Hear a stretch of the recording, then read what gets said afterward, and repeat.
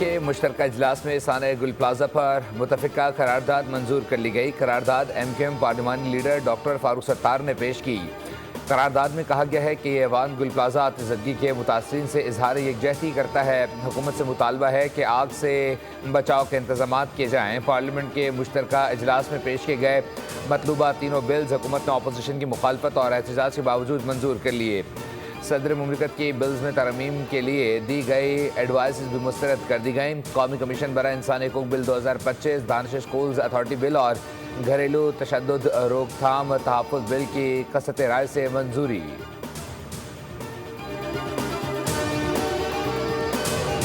گل plaza میں آتش زدگی کے افسوسناک واقعے کو 7 دن گزر گئے۔ ریسکیو اینڈ سرچ آپریشن بدستور جاری۔ ملبے سے ملنے والی باقیات میں سے پوسٹ مارٹم کے دوران مزید 4 افراد کے جاں بحق ہونے کی تصدیق کر دی گئی۔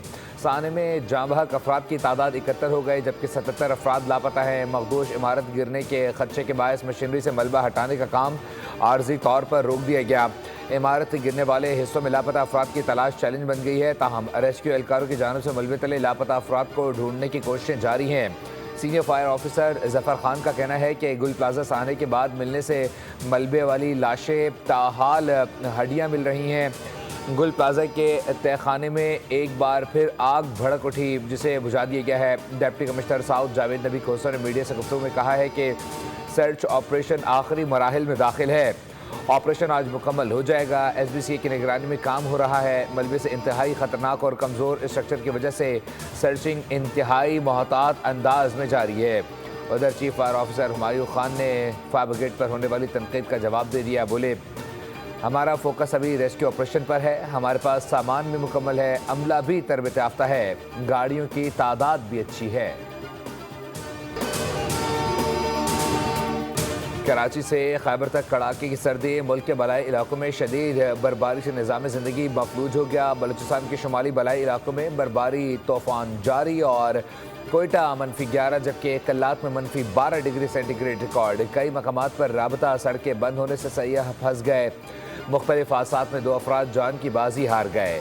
کراچی میں بارش کے بعد یکبستہ ہواؤں سے سردی کی شدت میں اضافہ، شہر کا کم سے کم درجہ حرارت 8 ڈگری سینٹی گریڈ ریکارڈ کیا گیا۔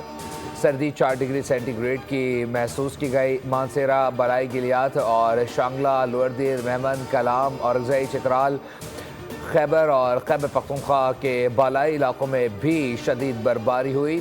ضلع خیبر کی وادی تیرے کے مختلف علاقوں میں بارش اور برفباری کے باعث 100 کے قریب گاڑیاں روڈ میں پھنس گئیں۔ آئی ڈی پیز کو محفوظ مقامات پر منتقلی کے لیے آپریشن جاری۔ 35 افراد کو محفوظ مقام پر منتقل کر دیا گیا۔ اپر کوہستان میں لینڈ سلائیڈنگ سے شارع قراقرم بند کر دی گئی۔ لوٹر کیمپ کے قریب شاہراہ کو ہر قسم کی ٹریفک کے لیے بند کر دیا گیا۔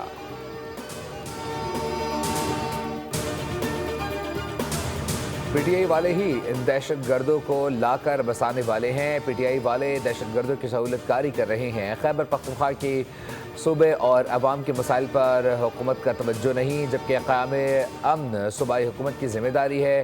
قائد حزب اختلاف خیبر پختونخوا ڈاکٹر عباد اللہ خان کی نیوز کانفرنس کہا، خیبر پختونخوا میں حکومت اپوزیشن کا کردار ادا کر رہی ہے۔ اگر آپ امن قائم نہیں کر سکتے تو حکومت چھوڑ دیں۔ فاٹا کے معاملے پر بھی پی ٹی آئی حکومت منفی سیاست کر رہی ہے۔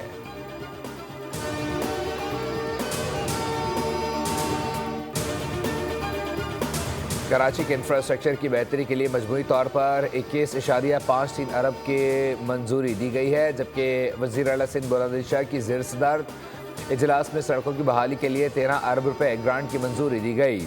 مراد علی شاہ نے کہا ہے کہ کراچی کی سڑکوں کی بحالی سے شہری آمد و رفت میں بہتری اور معاشی سرگرمیوں کو فروغ ملے گا۔ عوامی سہولت اور شہری تحفظ سندھ حکومت کی اولین ترجیح ہے۔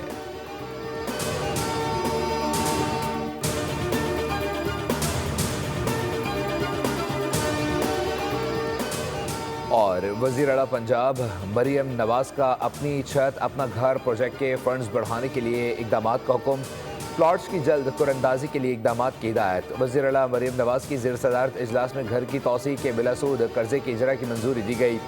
بریفنگ میں بتایا گیا ہے کہ منصوبے میں رجسٹرڈ افراد کی تعداد 18,80,000 سے زائد ہے۔ درخواست گزاروں کی تعداد 10,66,559 ہو گئی ہے۔ مریم نواز نے اپنی چھت اپنا گھر کے صارفین کے انتقال کی صورت میں پالیسی مرتب کرنے کی ہدایت دے دی۔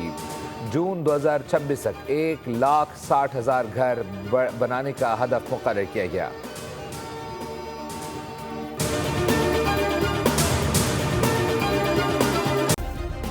सब्सक्राइब करें और बेल दबाएं ताकि कोई खबर रह न जाए।